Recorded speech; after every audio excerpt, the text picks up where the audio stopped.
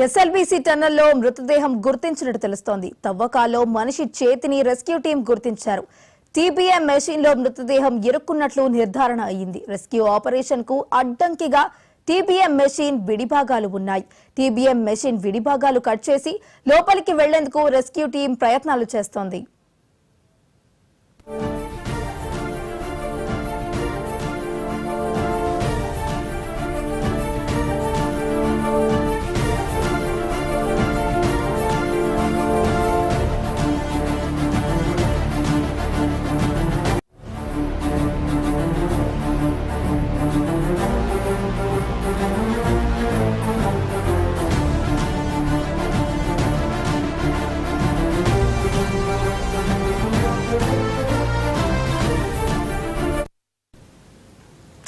SLBC టన్నెల్లో మృతదేహం గుర్తింపు లభ్యమైందని తెలుస్తోంది. తవ్వకాలో మనిషి చేతిని రెస్క్యూ టీం అయితే గుర్తించారు.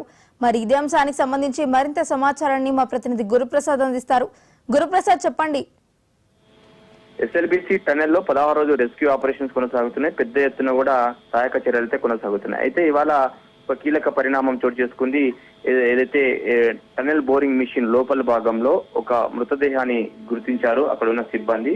అయితే ఆ మృతదేహాన్ని బయటికి తీయాలంటే పెద్ద టాస్క్ గా మారింది. ఎందుకంటే టన్నెల్ బోరింగ్ మిషన్ పూర్తిగా అడ్డంకిగా మారింది. ఇప్పటికే దాదాపుగా ఒక 30% వరకు కూడా ఆ టన్నెల్ బోరింగ్ మిషన్ విడిభాగాలను కూడా పూర్తిగా గ్యాస్ కట్లతో కత్తిరించడం జరిగింది. అయితే మరికొంత సమయం పట్టే అవకాశం ఉంది. ఆ టన్నెల్ బోరింగ్ మిషన్ పూర్తి స్థాయిలో మాత్రం ఇంకా మరిన్ని విడిభాగాలు కట్ చేస్తే ఆ మృతదేహాన్ని బయటికి తీసుకురావడానికి అవకాశం ఉంటుంది. కొద్దిసేపటి క్రితం మరోసారి క్యాడ్బరా డాగ్స్, కేరళకు సంబంధించిన క్యాడ్బరా డాగ్స్ కూడా మరోసారి లోపలికి తీసుకెళ్లారు.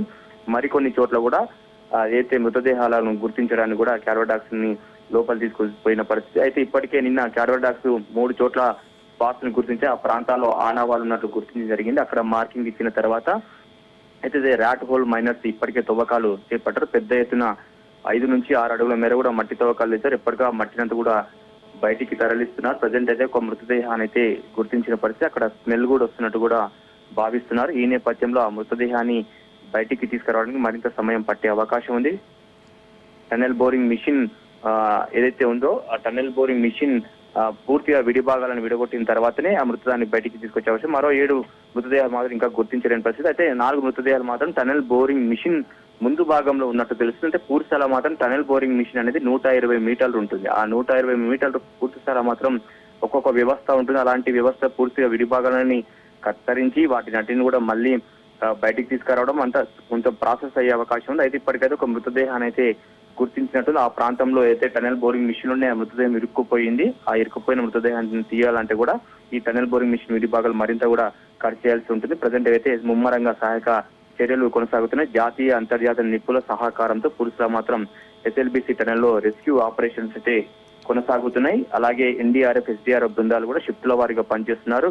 షిఫ్ట్ కు 120 మంది చొప్పున ఏదైతే టన్నెల్ లోపలికి వెళ్తున్నారు. అలాగే లోకో పైలట్ ద్వారా కూడా వాళ్ళంతా 8 గంటల పాటు ఒక్కొక్క షిఫ్ట్ ద్వారా వాళ్ళు శ్రమిస్తున్న సిచ్యువేషన్ కనిపిస్తుంది. ప్రజెంట్ అయితే ఒక మృతదేహాన్ని గుర్తించారు. మృతదేహాన్ని వెలికి తీయాలంటే మరింత సమయం పట్టే అవకాశం ఉంది. ఇవాళ క్యాడ్బరా డాగ్స్ ని లోపలి తీసుకారు. ఇంకెక్కడెక్కడ మృతదేహాలు ఆనవాళ్ళని అవశేషాలు ఎక్కడ గుర్తించే సిచ్యువేషన్ ఉంటుంది. ఎందుకంటే క్యాడ్బరా డాగ్స్ కి ఒక స్పెషాలిటీ ఉంటుంది. 15 ఫీట్ల దూరంలో లోతులో ఉన్న మృతదేహాలను, మానవ అవశేషాలను గుర్తించే కెపాసిటీ వాటికి ఉంటుంది. కేరళలో కూడా గతంలో ఏదైతే వరదలు వచ్చినప్పుడు కూడా పెద్ద ఎత్తున కూడా మృతదేహాలను గుర్తించాయి క్యాడ్బరా డాగ్స్. ఇప్పుడు ఈ దానికోలం ఆ కాన్సెప్ట్ లోనే ఇక్కడికి ఆ క్యాడ్బరా డాగ్స్ ని తీసుకొచ్చారు. ప్రజెంట్ అయితే ఇంకా రెస్క్యూ ఆపరేషన్ అయితే కొనసాగుతుంది. లోపల పెద్ద ఎత్తున మట్టి, అలాగే బురద, అలాగే దిబ్బరాలు, మట్టిరాలు అవన్నీ ఉన్నాయి. వాటిని కూడా ఏదైతే పూర్తి స్థాయిలో మాత్రం ఇప్పటికే కన్వేయర్ బెల్ట్ కూడా పనిచేస్తుంది. కన్వేయర్ బెల్ట్ ద్వారా కూడా ఈ మట్టి బురదను కూడా బయటికి తరలిస్తున్న పరిస్థితి. ప్రజెంట్ అయితే ముమ్మరంగా అయితే సహాయక చర్యలు అయితే కొనసాగుతున్నాయి.